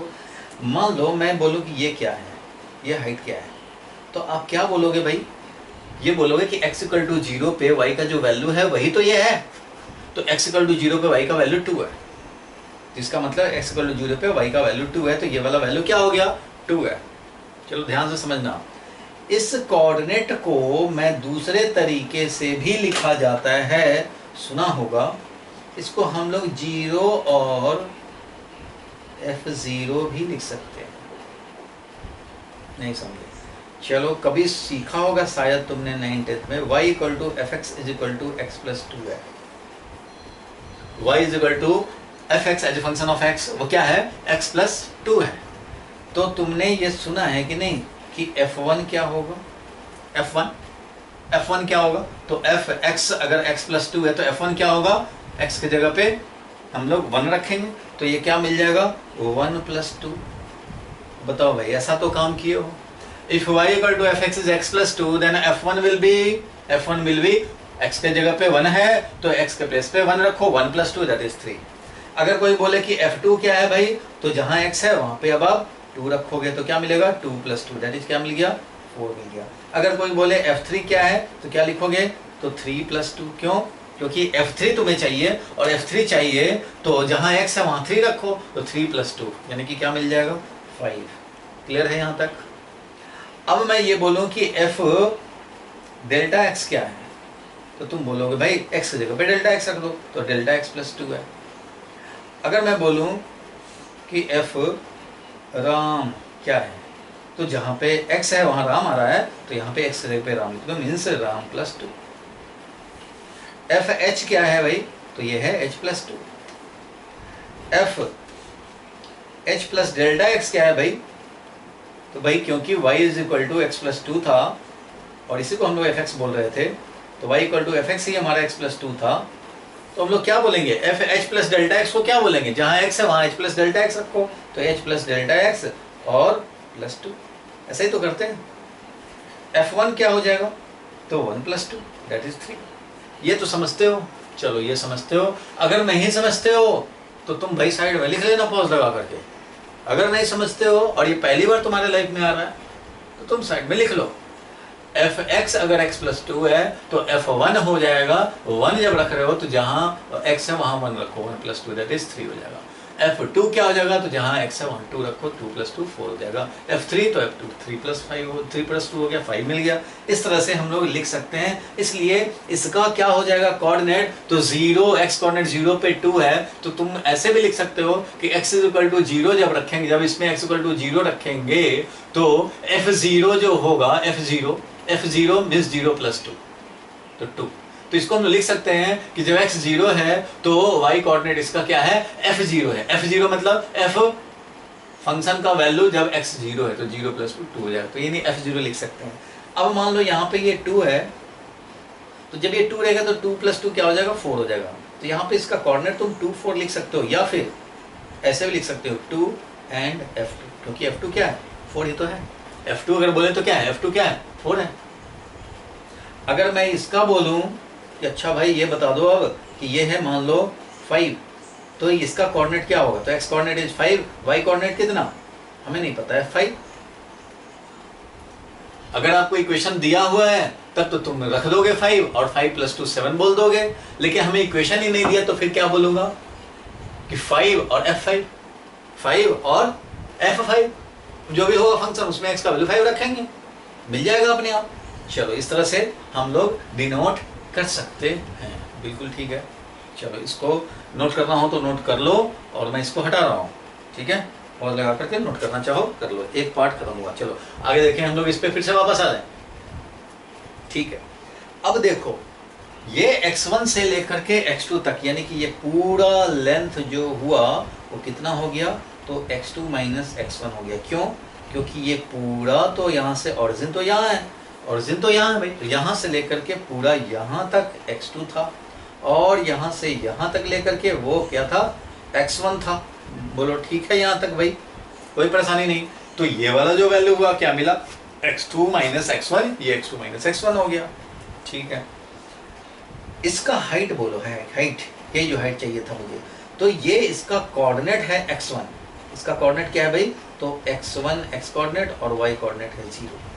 बोलो है ये x1 और y कोऑर्डिनेट 0 है। तो मैं इसका अगर पूछूं कि इसका कोऑर्डिनेट क्या होगा, इस पॉइंट का कोऑर्डिनेट क्या होगा, तो ये हाइट चाहिए ना हमें, x कोऑर्डिनेट तो 0 है, x कोऑर्डिनेट तो x1 है, x कोऑर्डिनेट x1 है, x कोऑर्डिनेट इज x1, 0 तो यहाँ है 0 0, x कोऑर्डिनेट अगर x1 है तो y कोऑर्डिनेट क्या है, तो मैं बोलूंगा कि y कोऑर्डिनेट fx1 है। y कोऑर्डिनेट क्या है, fx1, मतलब ये क्या हुआ, fx1 हुआ। ये वाला पूरा हाइट क्या हुआ, fx1 हुआ। ये वाला बताओ क्या हुआ हाइट, तो यहाँ का x कोऑर्डिनेट x2 है, तो हाइट कितना है भाई, तो हाइट है fx2। कोई परेशानी, क्योंकि y = fx है, यहाँ जो भी रहेगा उसमें x के बदले में x2 रखोगे तो जो इवेलुएट होगा वही तो ये रहेगा, तो that is also known as fx2। चलो ठीक है। अब देखो हमने इस पूरे को 6 पार्ट में डिवाइड कर दिया। क्या किया, 6 पार्ट में डिवाइड कर दिया, और हर पार्ट इक्वल पार्ट में मान लो डिवाइड किया हमने। हर पार्ट का जो विड्थ है वो है delta x, delta x, delta x, delta x, ये भी डेल्टा x और ये भी delta x। Means delta x जो है वो क्या है, तो x2 - x1 का 6 पार्ट हुए हैं, 6 पार्ट हुए हैं, इसलिए ये है। अगर 7 पार्ट हुआ होता तो इस पूरे में डिवाइडेड बाई 7 हो जाता, तो 7 पार्ट हो जाता, 8 पार्ट हुआ होता तो 8 पार्ट हो जाता, कोई बात नहीं। डेल्टा x ये है, क्लियर है यहाँ तक। ये मत सोचना कि हो क्या रहा है, बस मैं एरिया निकालने की कोशिश कर रहा हूँ। अब मैं लिखने जा रहा हूँ यहाँ पे, तुम भी थोड़ा हेल्प करना। अप्रॉक्सीमेट एरिया, मैं अप्रॉक्सीमेट एरिया लिखना चाह रहा हूँ, और मैं 6 रेक्टेंगल्स का एरिया का सम करूँगा।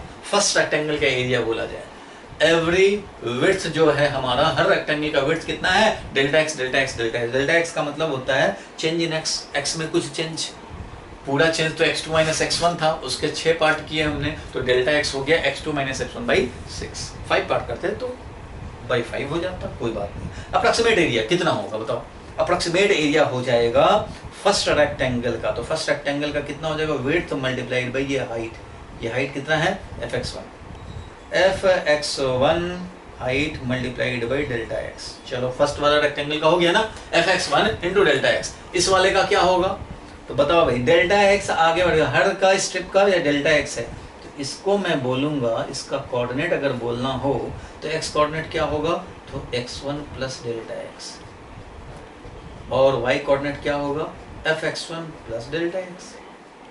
बोलो होगा भाई, ये वाला का x कोऑर्डिनेट x1 है, इसका क्या है x1 प्लस डेल्टा एक्स, इसका क्या है x1 plus 2 delta x, delta x 2 delta x add करोगे x1 में, 2 डेल्टा एक्स ऐड करोगे यहाँ पहुंचोगे। इसका तो x कोऑर्डिनेट देखना हो तो x1 plus delta x 3 delta x, इसका हो जाएगा fx1 प्लस 4 डेल्टा एक्स, इसका हो जाएगा fx1 plus 5 delta x, x1 plus 5 delta x, f1 ऐसे होगा, डेल्टा एक्स ऐड करते जाएंगे। और उसका y कोऑर्डिनेट चाहिए तो बस f लगाते जाएंगे। जैसे इसका था x1 fx1, इसका था x1 प्लस डेल्टा एक्स तो fx1 प्लस डेल्टा एक्स। इसका जब लिखेंगे तो क्या लिखेंगे, तो इसका लिखेंगे तो इसका x कोऑर्डिनेट हो गया x1 प्लस 2 डेल्टा एक्स, तो y कोऑर्डिनेट क्या हो जाएगा fx1 प्लस 2 डेल्टा एक्स।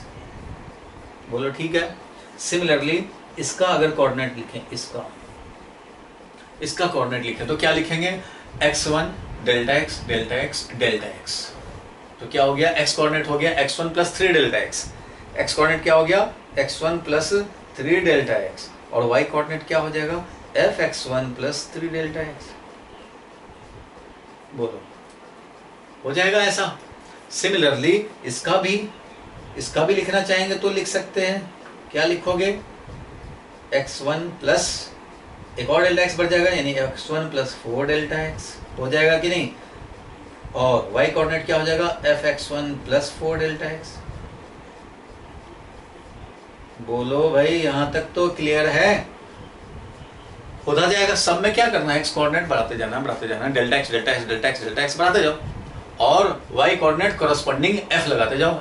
ये x1 fx1 x1 plus delta x तो fx1 प्लस डेल्टा एक्स, मतलब सेकंड रेक्टेंगल का हाइट कितना है fx1 प्लस डेल्टा एक्स, ये है इसका हाइट, विड्थ कितना है डेल्टा एक्स, तो सेकंड रेक्टेंगल का हो गया एरिया, काउंट हो गया ना भाई। ये हाइट कितना, तो ये था fx1, ये था कितना, तो ये वाला है x1 प्लस डेल्टा एक्स, उसका f लगा दिया fx1 plus delta x. Third rectangle का लिखना होगा तो ये x1 प्लस 2 डेल्टा एक्स है, और ये हो जाएगा fx1 प्लस 2 डेल्टा एक्स। तो थर्ड रेक्टेंगल का जो हाइट है वो कितना है, तो x1 प्लस 2 डेल्टा एक्स,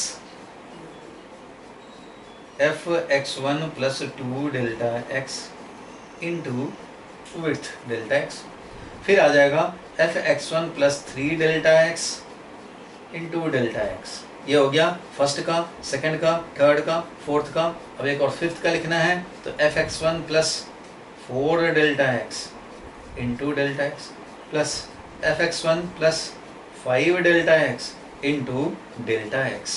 समझ में आया? ये 6 रेक्टेंगल का मैंने एरिया ऐड कर दिया, 6 रेक्टेंगल का एरिया मैंने ऐड कर दिया, और इससे मिल गया मुझे अप्रोक्सीमेट एरिया। क्या मिल गया? अप्रोक्सीमेट एरिया मिल गया। मतलब इसका अगर एग्जैक्ट वैल्यू कुछ भी 16 पॉइंट समथिंग था तो हमें कम से कम 14 के आसपास तो मिल ही गया होगा। 16 एरिया को हमने रेक्टेंगुलर एरिया को सम कर दिया है। इसको पॉज लगा के पहले लिख लो, तब मैं आगे का कहानी स्टार्ट करूं। पॉज लगा के लिख लो फटाफट भाई यहाँ तक। और मैंने बोला कि अभी खोपड़ी ज़्यादा खर्च नहीं करना है, बस ये देखने हैं कि क्या बताए जा रहे हैं लोकल लेवल पे, टेम्पोररी अभी जो बताए जा रहे हैं वो समझें। पूरा ओवरऑल कंक्लूजन निकालने की कोशिश मत करो, नहीं तो फंस जाओगे, कुछ समझ में नहीं आएगा। आपको अलग अलग करके समझने है, ठीक है? नोट कर लिए 1 2 3, नोट करके हो जाओ फ्री। चलो भाई हो गया, ये नीचे वाला भी लिख लिया, अप्रोक्सीमेट एरिया। अब देखो ये अप्रोक्सीमेट एरिया, इसको ऐसे ऐसे लिखेंगे तो इसको कुछ दूसरे तरीके से भी लिखना पता होना चाहिए तुम्हें।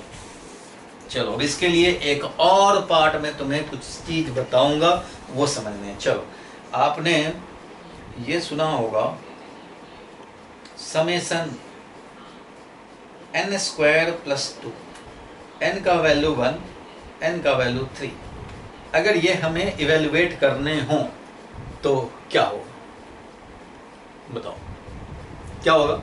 तो इसको इवेलुएट कैसे करते हैं तो सब जानते होंगे। समेशन का मतलब होता है सम करना होता है। n का इनिशियल वैल्यू जो स्टार्टिंग वैल्यू होगा वो 1 से होगा, फाइनल वैल्यू 3 तक जाएगा और ये 1 1 करके इंक्रीज होता है, इंटीग्रल वैल्यू होते हैं। इसलिए सबसे फर्स्ट जो नंबर रखोगे n का वैल्यू 1 रखोगे तो क्या हो जाएगा 1 स्क्वायर प्लस 2।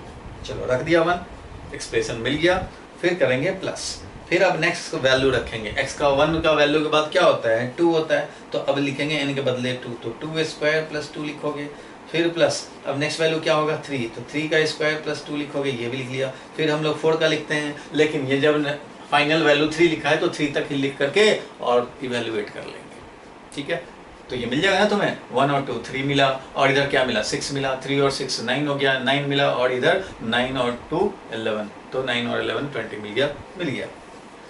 अब मान लो यहाँ पे 3 के बदले में 5 होता तो क्या करते, 5 होता तो क्या करते, तो फिर हम लोग नेक्स्ट वैल्यू 3 तक तो कर लिया था, अब 4 वैल्यू रखेंगे तो 4 का स्क्वायर प्लस 2 लिखोगे। फिर 5 नेक्स्ट वैल्यू है, 5 का स्क्वायर प्लस 2 लिखोगे, और जैसे ही 5 है फाइनल वैल्यू, तो जैसे ही 5 आया उसके बाद बंद, उसके बाद आगे का काम नहीं करेंगे।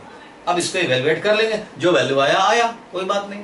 अब मान लो ऐसा हमें ये तो इधर तुम इवेलुएट कर ले रहे हो, अगर यहाँ पे हमें 2 टर्म और बढ़ाने होते तो 2 टर्म तो तुम और बढ़ाओगे।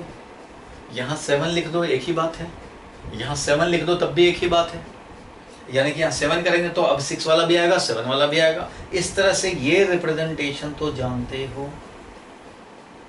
जैसे समेशन में हम लोगों ने n का मान लो n स्क्वायर ही खाली रहता और n का वैल्यू 1 लिखते और यहाँ पे 4 लिखते तो क्या होता ये, तो n का वैल्यू 1 रखो पहले, 1 का स्क्वायर, बस काम खत्म हो गया इसका, इतना ही था ये। अब इसका नेक्स्ट वैल्यू रखेंगे तो 2 रखेंगे तो 2 का स्क्वायर हो गया, नेक्स्ट वैल्यू रखेंगे 3 तो 3 का स्क्वायर हो गया, नेक्स्ट वैल्यू 4 का स्क्वायर हो जाएगा, बस यहीं रुक जाएंगे, 4 तक ही है। लेकिन अगर ये 40 तक रहा तो क्या करोगे, फिर क्या करोगे 5 का स्क्वायर करोगे, 6 का स्क्वायर करोगे, 7 का स्क्वायर करोगे, 8 का स्क्वायर करोगे, 9 का स्क्वायर करोगे, 10 का स्क्वायर करोगे, 11 का स्क्वायर करोगे, इस तरह चलता जाएगा। कब तक, 40 का स्क्वायर करोगे तब तक। समझ गए? तो ये नोटेशन समझते हो, नहीं समझते हो तो अभी लिख लो, ये आपको काम आएगा, भी इसका भी यूज होने हैं। चलो लिखना चाहो तो लिख लो, आप जानते हो तो कोई बात नहीं है, तब लिखने की जरूरत नहीं है, अदरवाइज पॉज लगा के लिखो। चलो अब वापस आ जाते हैं फिर से यहाँ। देखो भाई मुझे प्रॉब्लम हो रहा है, इतना बड़ा और एक्सप्रेशन क्यों लिखे, 3 सेंटेंस चले गए इसमें, इसको एक सेंटेंस में लिखे, उसी रिनोशन में जो अभी बात कर रहे थे, समेशन, इसको अप्रोक्सीमेट एरिया को लिख रहे हैं समेशन, और इसको अब हम लोग इस तरह से कर दें, f(x1) plus n-1 delta x multiplied by delta x, और n का वैल्यू 1 से n का वैल्यू 6 तक।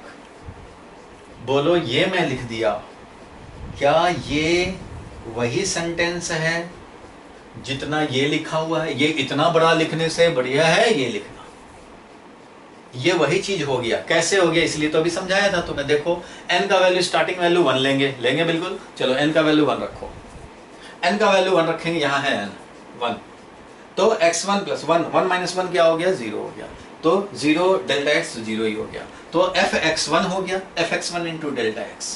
फर्स्ट टर्म जो n इक्वल टू 1 रखे तो मिला fx1 इंटू डेल्टा x, ये है fx1 इंटू डेल्टा x है। अब नेक्स्ट वैल्यू प्लस लिखोगे, ये तो हो गया फर्स्ट वाले का काम। अब प्लस करके नेक्स्ट वैल्यू क्या रखेंगे, 2 रखेंगे। जब 2 रखोगे तो क्या मिलेगा, ये 2 माइनस 1 1 हुआ, यानी कि ये डेल्टा x हुआ, तो fx1 plus delta x into delta fx1 plus delta x into delta x, number 2 term हो गया, सेकेंड टर्म भी हो गया भाई, बहुत बढ़िया। और अब नेक्स्ट वैल्यू रखेंगे तो क्या भाई 3 रखेंगे तो 3 माइनस 1 2 हो जाएगा, यानी x1 plus 2 delta x, x1 plus 2 delta x। ये तो हो ही गया, ये हो ही गया। अभी ये हो रहा है fx1 plus 2 delta x, third term भी हो गया। अब जब हम लोग नेक्स्ट वैल्यू रखेंगे, इसको फोर्थ वैल्यू जब रखा, नेक्स्ट वैल्यू 4 रखेंगे फोर्थ टर्म के लिए, तो ये 4 minus 1 x1 plus 3 delta x हो जाएगा, x1 plus 3 delta x, fourth strip भी आ जाएगा। फिर प्लस करेंगे, नेक्स्ट वैल्यू रखेंगे, अब 5 रखेंगे, तो fx1 प्लस 5 माइनस 1 यानी 4 delta x into delta x, fx1 plus 4 delta x into delta x, ये वाला हो जाएगा फिफ्थ टर्म, ये भी हो जाएगा। फिर हम लोग लास्ट वैल्यू 6 रखेंगे, तो 6 रखेंगे तो 6 - 1 यानी कि x1 + 5 delta x into delta x ये हो जाएगा। बोलो ये ठीक है यहाँ तक? इसको हम लोग एरिया को निकाल रहे थे, अप्रोक्सीमेट एरिया ये है और वो अप्रोक्सीमेट एरिया ये है। क्लियर है यहाँ तक? चलो ये भी यहाँ तक आप समझ गए। अब मैं एक बात करता हूँ, फिर से एक टुकड़े में बात होने हैं, बस अब ज़्यादा नहीं, 10 मिनट लगेंगे। अब देखो 10 मिनट बस, कंक्लूजन निकल जाएंगे। एक और चीज़ बता रहा हूँ मैं, बिल्कुल ध्यान से समझना। ये जो हम लोगों ने समेशन किया और जो एरिया हम लोग निकालना चाहते हैं उस पर फिर से हम लोग विचार करें, उस पर फिर से हम लोग जरा कंसिडर करें। हम लोग कौन सा एरिया निकालने चले थे भाई? तो हम लोग मान लो इस तरह का एरिया निकालने चले थे, कोई बात नहीं है। देखो इसमें जरा ध्यान देना, हम लोग जिस स्ट्रिप को निकालने चले थे, मैं भी थोड़ा स्किल तो लिया नहीं हूँ मैं, तो ये था, चलो कोई बात नहीं। इसके हम लोगों ने कितने स्ट्रिप बनाए भाई? तो 6 स्ट्रिप या 5 स्ट्रिप जो भी बना दिया आपने, 4 भी बना सकते हो, कोई बात नहीं, इतना बनाए। तो हम लोगों ने जो ऑल 6 मान लो 1 2 3 4 5 हो गया, एक और बना देता हूँ मैं, मान लो 6 बना दिया। चलो यहाँ से हमें यहाँ तक का ये एरिया चाहिए था, हमें इतना एरिया चाहिए था, ठीक है। अब जरा देखो तुमने क्या किया कि 6 स्ट्रिप का एरिया निकाला, एरिया काटा ऐसे, इस स्ट्रिप का काउंट हो गया, इस स्ट्रिप का काउंट हो गया, इस स्ट्रिप का भी काउंट हो गया, इस स्ट्रिप का काउंट हो गया, इस स्ट्रिप का भी काउंट हो गया और इस स्ट्रिप का भी एरिया काउंट हो गया, सबके काउंट हो गए, ठीक है, बहुत बढ़िया। 6 डिवीजन किया, एग्जैक्ट एरिया कितना था भाई? तो एग्जैक्ट एरिया था 16 पॉइंट, मान लो इसका भी एरिया मान लो, एग्जैक्ट ये एरिया है, सपोज एग्जैक्ट एरिया ये है 6 डिवीजन, इफ 6 डिवीजन, तो एरिया कैलकुलेटेड जो हमारा आया, ऑल द 6 स्ट्रिप्स को हम लोगों ने ऐड कर दिया, सारे 6 स्ट्रिप्स को हमने रेक्टेंगुलर स्ट्रिप्स का एरिया ऐड कर लिया, तो हमें आया मान लो 14 आया। चलो बहुत बढ़िया। अब मैं क्या कह रहा हूँ कि 6 को छोड़ो, इसको तुम 20 डिवीजन कर लो। अगर मैं ये बोलूँ कि 20 डिवीजन करो तो ये एरिया कितना अप्रॉक्सीमेटली आ जाएगा? अप्रॉक्सीमेट तो रहेगा ही, बट कितना आ जाएगा अप्रॉक्सीमेटली? तो देखो 20 अगर डिवीजन करेंगे तो अब जरा इसके 20 डिवीजन अगर बनाएं,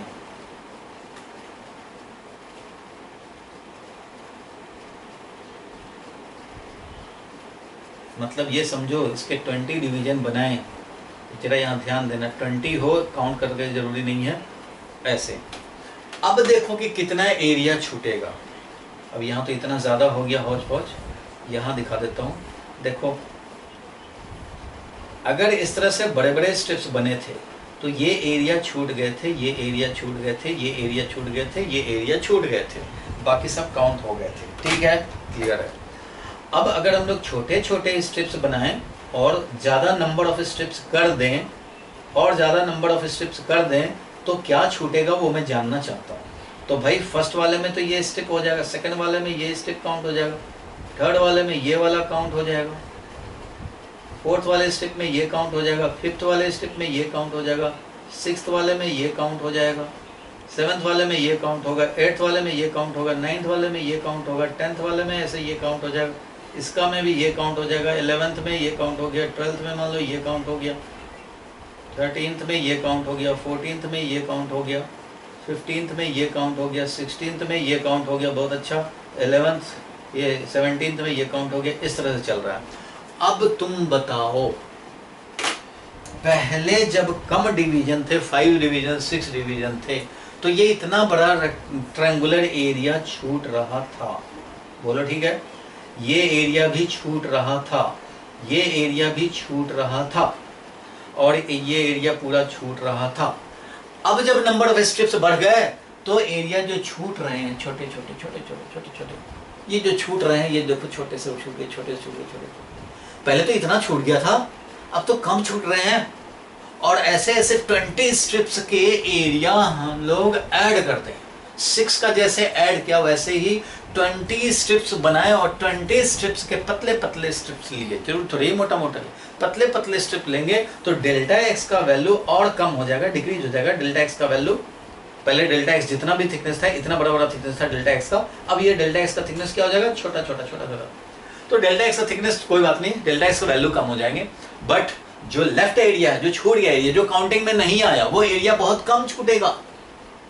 ये बात तो हजम हो गई, क्योंकि ज्यादा आप बड़ा बड़ा मोटा मोटा एरिया लोगे तो उस कंडीशन में ज्यादा एरिया छूटेंगे, लेकिन ज्यादा नंबर ऑफ स्ट्रिप्स बढ़ाने से विड्थ हमारा कम हो जाएगा डेल्टा एक्स, बट छूटने वाले एरिया भी बहुत बहुत कम हो जाएंगे। तो अब बताओ, अगर मैं 20 डिवीजन करूं और ऑल 20 स्ट्रिप्स का एरिया, रेक्टेंगुलर स्ट्रिप्स का एरिया ऐड कर दूं, तो हमें एरिया कितना मिलेगा, जबकि एग्जैक्ट एरिया था ये। तो बताओ, एरिया 20 डिवीजन में तुम्हें हजम होता है कि 15.2 के आसपास मिल जाएंगे, क्योंकि अब तो बहुत कम छूटेंगे। पहले तो ज्यादा छूट रहे थे, इसलिए 14 मिला था, बाकी छूट गए। अब तो 15.2 मिलेंगे, कम से कम मिलेंगे, बिल्कुल मिल जाएंगे। अब मैं ये कर रहा हूं कि 20 डिवीजन छोड़ो, मैं 200 डिवीजन करता हूं। अगर 200 डिवीजन करते तो और कम छूटेगा, बिल्कुल पिन पिन टाइप का, पिन होल टाइप का छूटेगा, क्योंकि इसके 200 डिवीजन हो गए। अब छोटे छोटे पिन छूटेंगे, बिल्कुल एकदम छोटा छोटा छूटेंगे, ऑलमोस्ट मिलने लग जाएगा, एरिया काउंट हो जाएगा। हाँ, ये बात है कि अपनी मेहनत तो बढ़ जाएगी, थोड़ा सा कैलकुलेशन बढ़ जाएगा। 200 डिवीजन बनाए, 200 डिवीजन का काम करेंगे तो ये एरिया कितना हो जाएगा। तो तुम्हें ये यकीन होता है कि 16.1 तक तो पहुंच जाएंगे। अगर 200 डिवीजन करेंगे तो 16.1 तक तो पहुंच जाएंगे, भले 5932 ना पहुंचे। अब मैं ये कह रहा हूँ कि 200 डिवीजन छोड़ो, 20,000 डिवीजन कर दो, तो तुम्हें क्या लगता है 16.4 तक पहुंचेंगे। और अब छोड़ो, 20 लाख डिवीजन कर दो, तो तुम्हें क्या लगता है 16.5 तक पहुंचेंगे। 20 लाख भी छोड़ो, अब तुम 20,000 करोड़ डिवीजन कर दो, तो क्या तुम्हें लगता है 16.58 तक पहुंचेंगे। 16.58 तक पहुंचेंगे। 20,000 करोड़ डिवीजन किए हैं और उन सबका रेक्टेंगुलर स्ट्रिप का एरिया ऐड करेंगे तो ज्यादा क्लोज पहुंच जाएंगे। ऐड कैसे करेंगे वो बात अलग है, पहुंच तो जाएंगे ज्यादा क्लोज। अब मैं ये कह रहा हूं कि तुम 10 ऐसे इस पे 0 लगाते रहो, लगाते रहो, लगाते रहो, लगाते रहो, सुबह से शाम लगाते रहो, इतना पावर बढ़ा दिया, ठीक है। और तब हम लोग सारे स्ट्रिप्स का एरिया ऐड कर दें तो 16.9 के आसपास तो आएगा। और जब नंबर ऑफ डिविजन्स हम लोग इनफाइनाइट कर देंगे तब जा करके ये एक्यूरेट एरिया आ जाएगा। एक्यूरेट एरिया आ जाएगा, ये बात हजम हो रही है। If we increase the number of strips then left out area will be decrease.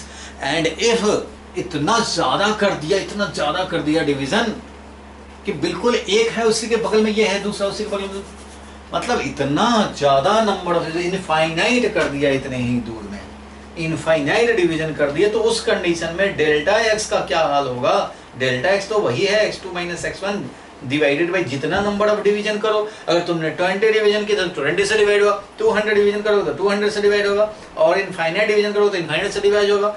जब इनफाइनाइट डिवीजन करोगे तो ये डेल्टा एक्स क्या हो जाएगा, ऑलमोस्ट जीरो हो जाएगा। ऑलमोस्ट जीरो होगा कि नहीं, यही x2 - x1 5 था, इधर 2 था, 2 से 5 में ही हमने इनफाइनाइट डिवीजन बना दिए। तो उस कंडीशन में डेल्टा एक्स का क्या हाल होगा, it will be almost tending to zero but not exactly zero. Exactly zero तो होगा नहीं। इसी को हम लोग dx बोलते हैं, differential change in x। when number of division, number of strips from x1 to x2 is made infinite, then width of each strip will be x2 - x1 upon infinite, that is tending to 0, and this delta x tending to 0 is also denoted as dx, differential change in x। differential change in x का मतलब है इतना small change जितना अपनी सोच भी न जा पाए। मतलब तुम सोच सकते हो कि पॉइंट इतना छोटा कि 0.000000 3 दिन तक जीरो बोलेंगे तब 1 लेंगे नाम, उतना छोटा। तो तुम सोचो फिर 3 जन्म का सोचो कि 3 जन्म तक 0 करते रहेंगे। मरने वाले हैं तो बेटा को बोल के जाएंगे, अरे 0 लगाते रहना, तुम अपने मरने टाइम में 1 लगाना, 1 नहीं लगाना। अपने बेटे को बोल देना कि तू भी 0 लगाता रहे भाई, 3 जनरेशन तक लगाने हैं, तब जाके थर्ड जनरेशन वाला मरते टाइम मन लगा इतना स्मॉल, अगर सोच सकते हो तो 3000 जन्म का सोचो, मतलब जहां तक सोच ना जाए उससे भी small. This is called differential change in x D x. Meaning समझ में आया? चलो ठीक है, ये क्लियर हुआ। सिर्फ इतना डिस्कशन से मैं एक पॉइंट क्लियर करना चाहता था, वो था कि if we increase number of strips and add all the rectangular strips area, then we will approach more and more close to the accurate one, and if the number of division made infinite, then we will have exact area। ठीक है, ये समझ में आया। चलो अब वापस आ जाए फिर से उसी पे। चलो एरिया हम लोगों ने 6 स्ट्रिप्स बनाए थे, 6 स्ट्रिप्स का एरिया हमने ऐड किया और उसको इतना बड़ा बड़ा क्या लिखेंगे, ऐसे लिख दिया। अब मैं ये कह रहा हूं कि 6 के बदले 60 स्ट्रिप्स बनाना चाहते हैं, तो क्या करेंगे? तो क्या 60 बार ऐसे ऐसे लिखोगे? नहीं, उसी का तो ये फायदा है, यहाँ पे बस 60 कर दो, हो गया 60 डिविजन, हो गए, 60 बार लिखे जाएंगे और ऐड हो जाएंगे, हो जाएंगे। अगर 600 डिवीजन बनाने हैं तो ये बना देंगे, बढ़ा देंगे, 600 कर देंगे। बोलो ठीक है। सो अप्रोक्सीमेट एरिया जो हमारा वो ज़्यादा से ज़्यादा और क्लोज हो जाएगा अगर हम लोग यहाँ पे n का वैल्यू 1 से लेकर के n का वैल्यू कैपिटल N तक ले जाएंगे। कैपिटल N है टोटल नंबर ऑफ स्टेप्स, और यहाँ fx1 plus n-1 delta x into delta x। चलो ये हो गया, क्लियर है।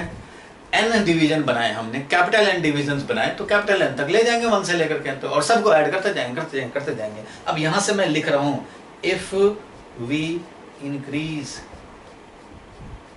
The total number of strips, जो अभी समझा हम लोगों ने, total number of strips in divisions,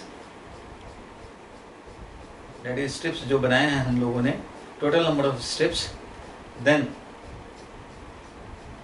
calculated area, जो कैलकुलेटेड एरिया होगा वो क्या हो जाएगा, will be more and more, क्या, more and more close to क्या, accurate area।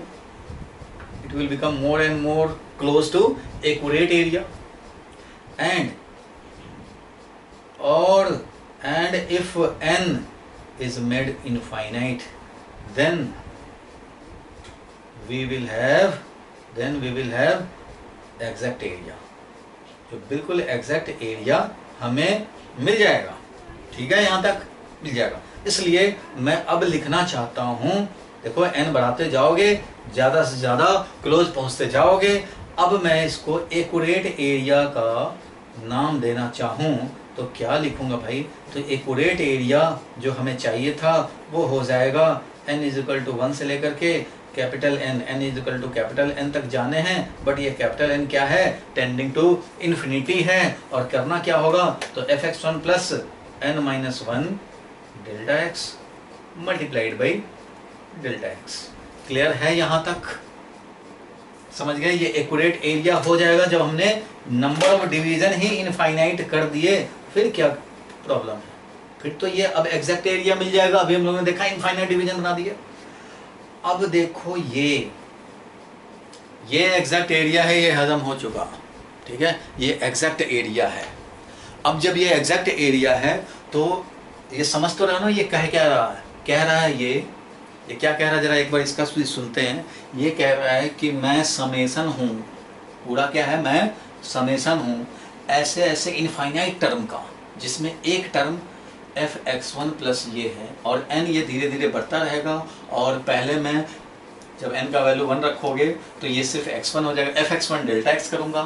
फिर दूसरी बार जब 2 रखेंगे तो x1 plus 2 minus 1 that is 1 delta x, यानी fx1 plus delta x into delta x करूँगा। इस तरह से हमारा ये वाला हाइट जो है ना fx, ये क्या है, fx है समझो, x का ही वैल्यू बढ़ता जा रहा है ना, x1 से स्टार्ट हो रहा है। देखो जैसे जैसे n का वैल्यू बढ़ाओगे, इनिशियल वैल्यू क्या रखोगे, 1 रखोगे ये, तो जब 1 रखोगे तो यहाँ पे ये 0 डेल्टा x ऐड होगा, मतलब fx1। पहले वाला हाइट क्या होगा, fx1, पहला स्टेप का हाइट fx1। दूसरे स्टेप के लिए नेक्स्ट वैल्यू रखेंगे तो ये डेल्टा x छोटा सा डेल्टा x बढ़ेगा और नेक्स्ट हाइट आ जाएगा नेक्स्ट रेक्टेंगल का, क्योंकि इनफाइनाइट डिवीजन बनाए हो, नेक्स्ट रेक्टेंगल का हाइट आ जाएगा। फिर नेक्स्ट वैल्यू आएगा, फिर उसके नेक्स्ट रेक्टेंगल का हाइट आ जाएगा, मल्टीप्लाइड बाई डेल्टा x, जो भी डेल्टा x छोटा सा होगा।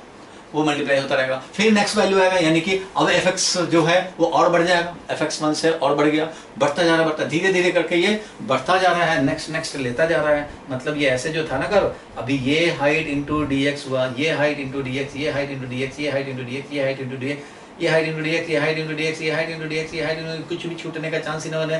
सारा height into dx, height into dx, height into dx, मतलब जब ज्यादा है तब ज्यादा हाइट dx, कम है तो कम हाइट dx, सारा ऐड होता जा रहा है, होता जा रहा है, तो हमें मिल रहा है एग्जैक्ट एरिया। समझ गए? और फाइनली जब n इनफाइनाइट जाएगा तो क्या हो जाएगा ये पूरा वैल्यू? जब n हमारा इनफाइनाइट हो जाएगा तो ये पूरा वैल्यू देखो, जब n हमारा स्टार्टिंग था n इक्वल टू 1 तो x हमारा x1 था। जब n इक्वल टू 1 था तो x हमारा x1 था, मतलब fx के बदले में क्या था? fx1 था। लेकिन जब n हमारा इनफाइनाइट हो जाए तो उस कंडीशन में x क्या बन जाएगा भाई? जब इनफाइनाइट डिवीजन तुम आगे बढ़ गए तो कहाँ पहुंचे? फिर ये fx1 के बदले में क्या बन जाएगा जब इनफाइनाइट हो जाएगा? तो जब इनफाइनाइट हो जाएगा तो ये इनफाइनाइट माइनस 1 यानी कि इनफाइनाइट डेल्टा एक्स जब ऐड कर देंगे तो ये एक्सप्रेशन क्या हो जाएगा? तो fx1 के बदले में अब हो जाएगा fx2। ये मत बोल देना कि इनफाइनाइट हो जाएगा, क्योंकि x1 से x2 में ही इनफाइनाइट डिवीजन हुए थे, और x1 में जब इनफाइनाइट डिवीजन ऐड कर देंगे तो x2 पे पहुंचेंगे। कहाँ पहुंचेंगे?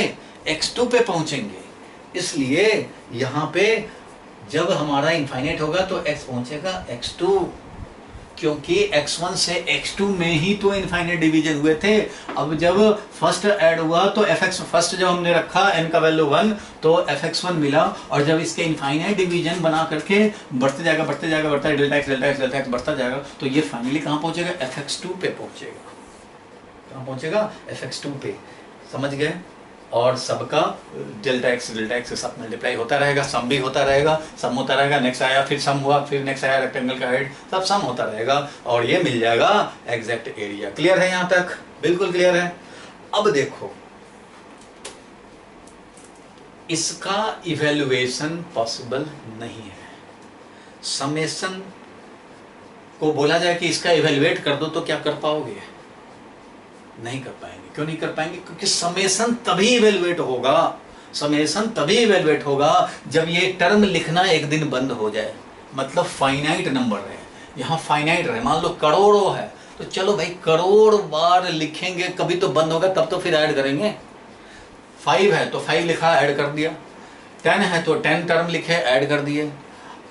10 करोड़ है तो 10 करोड़ टर्म लिखेंगे, भले बुढ़े हो जाएंगे लेकिन फिर ऐड तो कर लेंगे। लेकिन इनफाइनाइट है, ये खत्म ही नहीं होगा, ऐड कब करेंगे? इसलिए समेशन का एक लिमिटेशन है, that it is valid only for finite number of term.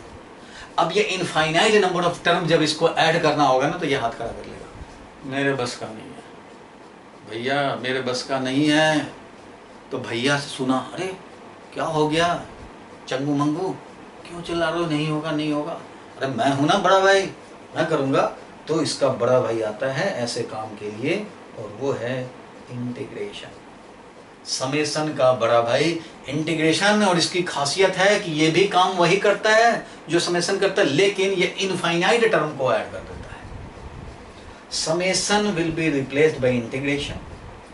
और ये f जो था, ये इतना जो कलाकारी धीरे धीरे बढ़ रहा था, इसको ये पूरा मिला के लिखेगा fx। x का वैल्यू बढ़ता जाए बढ़ता जाए बढ़ता जाए, और ये डेल्टा x क्या हो जाएगा? dx। क्योंकि जब इनफाइनाइट टर्म बना है तो डेल्टा x क्या बन चुका है? dx, differential change in x। और ये fx है, fx ही तो है, x ही तो है, x का ही तो वैल्यू x1 से लेकर बढ़ते बढ़ते fx1 fx2 fx3 करते करते ये बढ़ता जा रहा है और x2 तक जा रहा है। यानी कि fx है, जब जितना वैल्यू होगा उसके करस्पॉन्डिंग fx यानी कि height multiplied by dx, height fx multiplied by dx। और x का वैल्यू चेंज होगा, कहां से कहां तक? तो x का वैल्यू चेंज होगा x1 से लेकर के x2 तक। क्यों? क्योंकि यहाँ पे जब n का वैल्यू 1 से इनफाइनाइट हुआ तो 1 रखने पे क्या मिला? fx1। तो जब 1 रखोगे, x1 रखोगे जब f, तो fx1 मिलेगा। जब फर्स्ट वाला रखेंगे लोअर लिमिट तो वो फर्स्ट fx1 बनेगा। फिर इसको इनफाइनाइट बाय ऐड होता रहेगा, fx बढ़ता रहेगा, dx बढ़ता जाएगा, dx बढ़ता जाएगा, और fx plus dx next x आएगा। तो fx ही आता जाएगा, x का वैल्यू बढ़ता जा रहा है तो fx का वैल्यू भी चेंज हो रहा है। और ये एफ एक्स डी एक्स हर रेक्टेंगल का हाइट इंटू विड्थ होता जा रहा है, और ये इसको इनफाइनाइट x1 से लेकर x2 के लिए, ये x1 से लेकर के x2 तक को इनफाइनाइट डिवीजन करता है, और हर बार इसके हाइट को विड्थ dx से मल्टीप्लाई करता हुआ और ऐड करता हुआ कर रहा है। ये जो काम कर रहा है वो आप बहुत अच्छे से पहचान गए हो। ये जो काम कह रहा है, जो कर रहा है, वही ये कह रहा है और कर रहा है। इन दोनों में मीनिंग वाइज कोई डिफरेंस नहीं है। जो ये है वही ये है, यानी कि ये क्या है, एक्यूरेट एरिया है। किसका किसका है भाई, तो F x equal to x1 से लेकर x इक्वल टू x2 तक का है, और उसके इनफाइनाइट डिवीजन करके और सम कर करके ये निकाला है।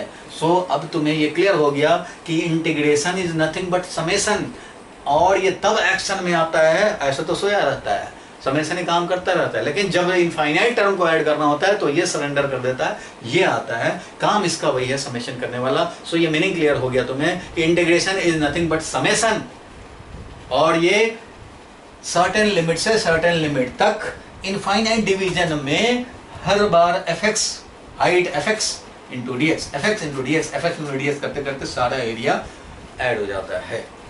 समझ गए? तो चलो इसको लिख लिया जाए। ऊपर वाला तो पहले लिखा था शायद, एक बार पॉज लगा करके फिर भी लिखना चाहो तो लिख सकते हो। अप्रॉक्सीमेट एरिया हम लोगों ने निकाला 6 स्ट्रिप्स बना करके, कोई बात नहीं 6 5 कुछ भी बनाओ, तो हम लोगों ने निकाला, उसको डिफरेंट टर्म में हम लोगों ने लिखा। इस टर्म से लिखने से हमें यह आसानी हो गया कि नंबर ऑफ टर्म बढ़ाना ईजी हो गया। टर्म बढ़ाने के लिए ये बढ़ाते रह सकते हैं, 6 के बदले 60 600 कुछ भी कर सकते हैं, और इसकी को हम लोग इस फॉर्मेट में भी लिख सकते हैं। चलो भाई, नंबर ऑफ डिवीजन हमने n कर दिए, where n is total number of strips. ठीक है, ये लिख लिया। और if we increase the total number of division that is strips, then calculated area will be more and more close to the accurate area, and if n tend to infinite then we will have exact area. So accurate area हो गया। Infinite term बना दिए, लेकिन ये infinite term ये evaluate कर नहीं पाता, तो जो ये कह रहा है वही काम ये कर देता है, इंटीग्रेशन। इसलिए फाइनल कंक्लूजन क्या मिला भाई, तो integration is nothing but summation. Summation होता है and it evaluates sum for infinite number of terms. Infinite number of terms. चलो इसको भी लिखो जल्दी से पॉज लगा करके। ये दोनों सेम ही बात है भाई, ये अलग नहीं है, वर्जन अलग हो गया, बट ये काम मीनिंग सब कुछ सेम है। लिखने का तरीका अलग हो गया, क्योंकि समेशन वहां काम नहीं कर पाएगा तो उसका कोई मीनिंग नहीं है, उसका बड़ा भाई आ गया इंटीग्रेशन। और ये जो n का वैल्यू वेरी करा करा के जो fx1 fx2 fx3 ऐसा कर रहे थे, जो वैल्यू बढ़ा रहे थे, तो ये fx कर दिया, x का वैल्यू अपने आप बढ़ता रहेगा, स्टार्ट होगा x1 से पहुंचेगा x2 तक, और इस बीच में इनफाइनाइट डिवीजन करके एक एक करके इसका इवेलुएट करता रहेगा। बिल्कुल वही काम जो ये कर रहा है वही वो है, कुछ भी अलग नहीं है, बस डिनोट करने के लिए अलग टर्म हम लोगों को लाना पड़ा। ठीक है, तो ये मीनिंग तुम्हें समझ में आया। क्या क्या मीनिंग समझ में आया कि integration is nothing but summation. दूसरा समझ में आया कि इंटीग्रेशन से हमें नेट एरिया मिलता है। अगर हम लोग इवेलुएट करें और इवेलुएट करके कुछ भी वैल्यू आता है तो इसका मतलब वो नेट एरिया होता है, जिसको कि हम लोगों ने समझा था। स्टार्ट किया था हमने जिस क्वेश्चन से, उसी क्वेश्चन पे लिख लिया यहाँ तक, तो वापस आ जाते हैं। ये था अपना क्वेश्चन जो आज का एग्जाम्पल था, और एक लाइन था जिसका कि हम लोगों ने एरिया निकाला था, रेक्टेंगल का एरिया प्लस ट्रायंगल का एरिया करके, और वो आया था 16.5। और उसके बाद हम लोग क्या किए कि इंटीग्रेशन मेथड से हम लोगों ने निकाला, और जब इंटीग्रेशन मेथड से निकाले तो उस कंडीशन में भी हमें एरिया कितना मिला था, कितना मिला था भाई? तो इंटीग्रेशन वाला ये तुमने लिखा है कि इंटीग्रेशन में ये 4 कर्व या लाइन से इनक्लोज एरिया होता है, और इस बेसिस पे जब इवेलुएट किए तो फिर हमें वही 16.5 एरिया मिला। क्यों मिला भाई? क्योंकि अब हम लोग मीनिंग समझ चुके हैं कि ये एरिया अगर निकालना हो तो इंटीग्रेशन से भी निकाल सकते हैं, और इंटीग्रेशन से भाई स्टेप्स बनेंगे, और ये y = fx जो है उसको रख करके इंटीग्रेट करेंगे, और जिस लिमिट से जिस लिमिट तक इंटीग्रेट करेंगे वो इजिली हमें एरिया इवेलुएट करके दे देगा। सो 2 पॉइंट क्लियर हो गए भाई। इसको लिखना चाहो आप लिख सकते हो, उधर वाले को तो लिख ही लिया है तुमने। तो मैं लास्ट क्लास में मैंने होमवर्क दिया था, तो उस होमवर्क में ये था ना होमवर्क, ये करके लाए होगे, किया होगा तुमने घर पे। उसमें 2-3 क्वेश्चन और ऐड कर लो, ये रेड का लिखा हुआ, ये आपको इवेलुएट करने हैं, ये 2 एरिया इवेलुएट करने हैं और इसको भी इवेलुएट करने हैं। ठीक है, इसमें मैं लिमिट डाल देता हूँ 0 से लेकर 2 तक। ठीक है, ये वाला भी ऐड कर लो। और इस होमवर्क के जो क्वेश्चन आपको नहीं बनते हैं अब कमेंट कर सकते हो इस वीडियो में, अब कमेंट कर सकते हो। पहले मैंने कमेंट थोड़े दिन ऑफ रखा था, अब आप कमेंट करो कि इनमें से कौन कौन से क्वेश्चन के तुम्हें आंसर क्या क्या आए हैं। जिसका आंसर गलत आया होगा, मोस्टली जिनके आंसर गलत जिस क्वेश्चन के आ रहे हों वो क्वेश्चंस मैं फिर से डिस्कस करूंगा। याद होगा लास्ट क्लास में मैं होमवर्क दिया था, यहाँ से ये वाला दिया था। अगर तुमने नहीं लिखा है, इंटीग्रेशन इवेलुएशन वाला है, ये इवेलुएट करने का था ये, तो अभी आप लिख सकते हो। इसको आप करोगे, इसको करोगे, लास्ट क्लास वाला होमवर्क, उसी में ये 3 और आगे बढ़ा लोगे और इसको आप करके आओगे, और हमें आप कल तक या नेक्स्ट डे तक आप कमेंट करके लिखो कि इसका आंसर ये है, इसका आंसर ये है, 11 का आंसर ये है, 12 का आंसर ये है, 3rd का आंसर, 13 का आंसर ये है। और इसमें से जो हमें कॉमन मिस्टेक वाले नजर आएंगे मैं उनको नेक्स्ट क्लास में 2-3 क्वेश्चन जो कॉमन डाउट वाले होंगे डिस्कस करके और डिफरेंशिएशन का